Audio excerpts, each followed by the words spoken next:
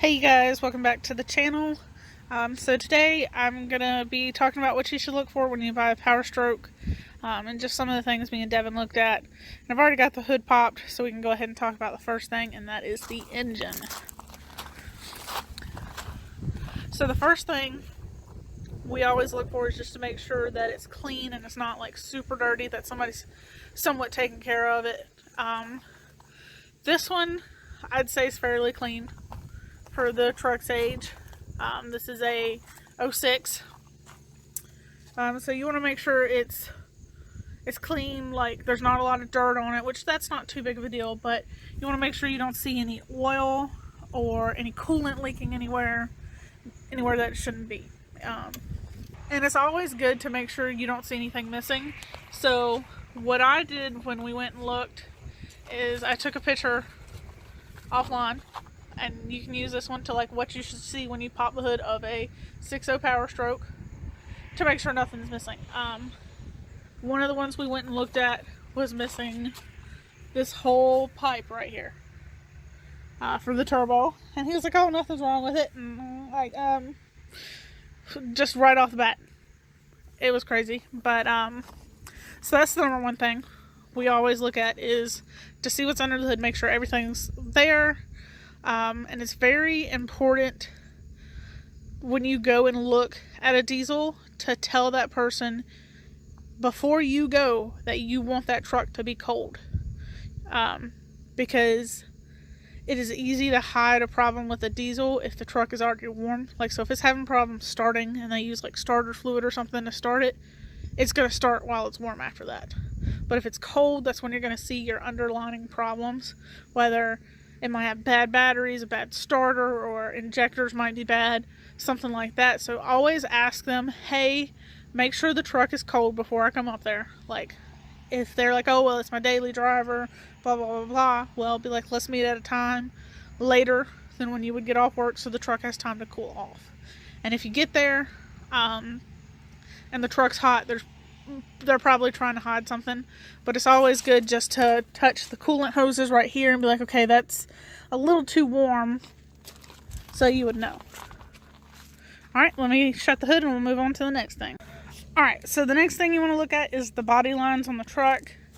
So with the hood, it's always going to be a little bit wider here than it is up here. That's just a Ford thing. Check your door jambs, just to make sure that they're lining up. And you can I always follow this body line right here, and that'll kind of guide you. Most people will tell you, but that's just one of the tell signs. Shoot, I should have left the hood pop, but under the hood, you'll see there's some bolts right here, and original from the factory, they are paint matched to this truck. So you can tell if the fenders have been pulled off or anything like that. This is a common problem with the early 2000s, early to mid 2000s Fords. They start to peel. I'm trying to find a solution to fix that right now so it doesn't get too bad. So always follow your body lines, which, I mean, for some people it's a big deal. For some people it's not. Just depends what you're going to be using the truck for. Like if you're going to daily drive it, it might not be that big of a deal. Or if it's going to be a tow rig, might not be that big of a deal, kind of thing. Let's see, what else? A good thing to also check under the hood is the coolant. When you check the coolant, see where the level's at, and actually dip your finger in it and smell it. If it comes up as like a waxy smell, or it'll have like a diesel fuel smell, then that means you might have a problem with the fueling. So like your are they couplers or cups? The injector, I think they're injector cups. They could be leaking sometimes. And I don't think that's too expensive to fix. I think it's more of just a pain to fix than anything else. And I know with the 7.3s, they usually start pretty quick. But most 99s and up, they're going to start fairly quick from a cold start. After you get the truck will go ding, ding, ding, ding, ding, and when it stops dinging, you should be able to start it. And it shouldn't lag too bad, but if it does, that might be a telltale sign of bad injectors.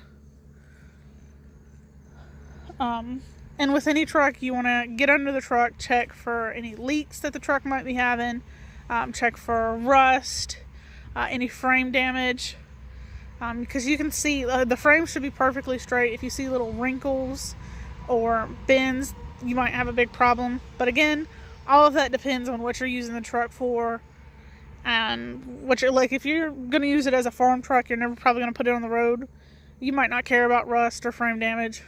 If you're going to take the bed off and the bed's all fucked up, you might not care. So it just depends, again, what you're going to use the truck for. Let's see. I'm sorry, I'm looking at my notes, guys.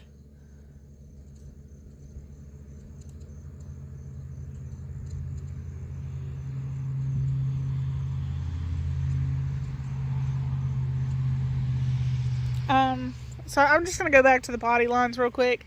That's always a big thing to check. When I went to go buy my F-150, I went and looked at one down, probably about 2-3 hours away, and the whole door lines were all fucked up. All fucked up. And I mean, this is a brand new truck. It was a 2016 and this was in 2017. So they're like, no, it's never been worked on. And my uncle, I took him with me because he's been working in the body shop for 40 something years, and he's like, yeah, this is definitely out of whack. This truck's been sideswiped. And they're like, no, it hasn't. It's not on the Carfax. Just because something isn't on the Carfax doesn't mean it didn't happen. People can always fix stuff under the table. Like, somebody can go smash the front end of this truck in and just mess up the bumper and maybe the headlight and the fender and have done massive frame damage, and then they put it all back together and you'd never know.